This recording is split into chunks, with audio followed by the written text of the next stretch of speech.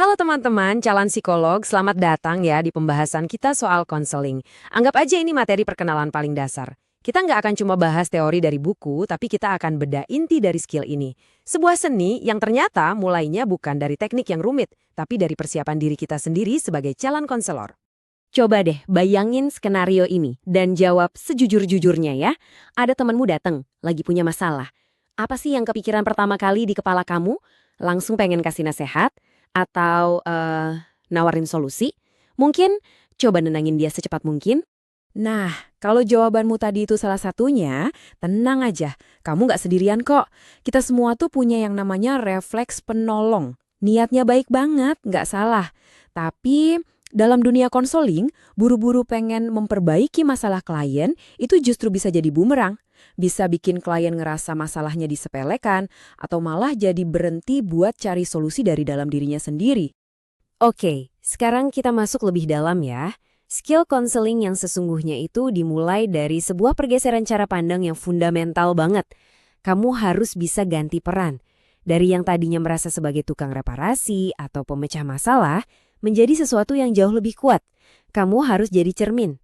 Jadi, apa sih sebenarnya konseling itu? Coba lupakan dulu deh definisi formal yang kaku. Pikirkan aja kayak gini, konseling itu seni menjadi cermin. Tugasmu bukan kasih peta jalan, bukan.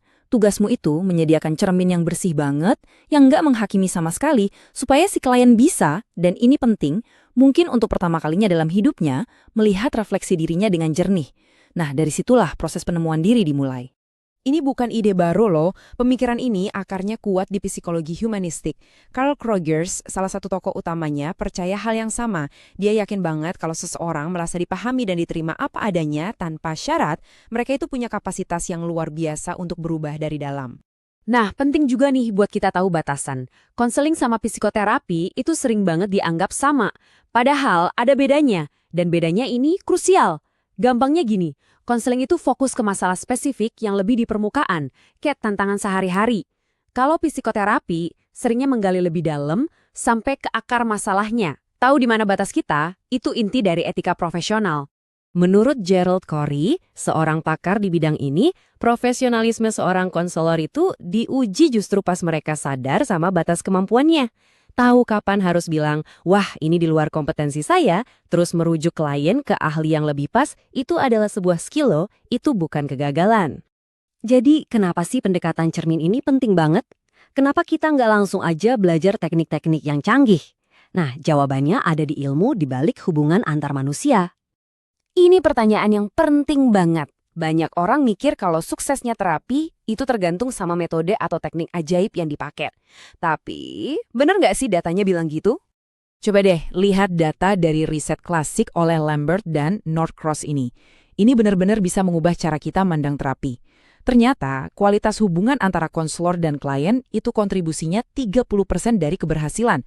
30% itu 2 kali lipat lebih besar dari pengaruh teknik spesifik yang cuma 15%. Kaget kan? Jadi, poin utamanya jelas banget. Tanpa hubungan yang aman, yang penuh kepercayaan, di mana klien ngerasa bisa jujur tanpa takut dihakimi, teknik secanggih apapun gak akan jalan. Fondasinya itu hubungan. Selalu. Titik. Sekarang, yuk kita geser fokusnya dari teori ke realita yang lebih kompleks. Kenapa? Karena konseling itu nggak pernah terjadi di ruang hampa yang steril dan ideal. Kamu nanti bakal praktek di dunia nyata. Di sekolah misalnya, kamu bisa kejepit antara peran sebagai penolong siswa sama penegak disiplin. Di perusahaan, ada tarik-menarik antara kesejahteraan karyawan sama target bisnis. Kamu harus pinter-pinter navigasi sistem yang rumit ini.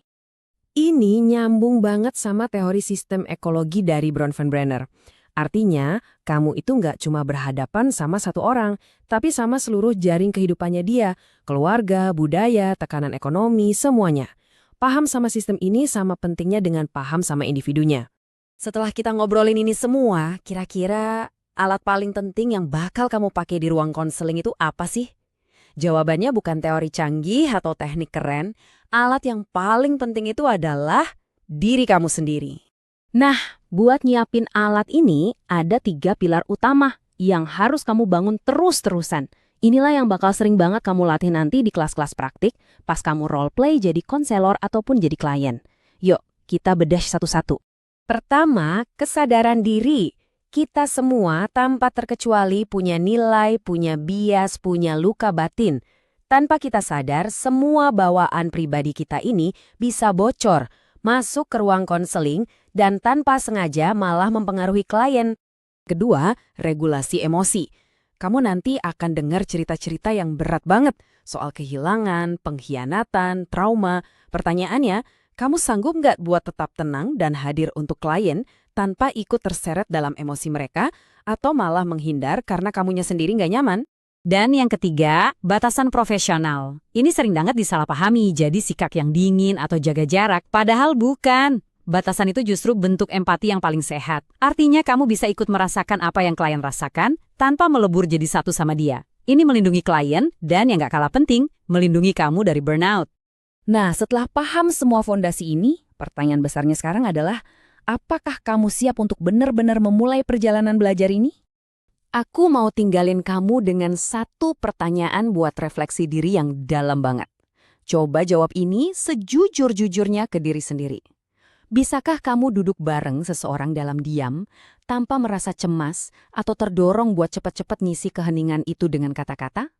Kalau kamu bisa, atau paling nggak kamu bersedia untuk melatihnya, berarti kamu sudah ada di jalan yang benar untuk menjadi seorang pendengar sejati.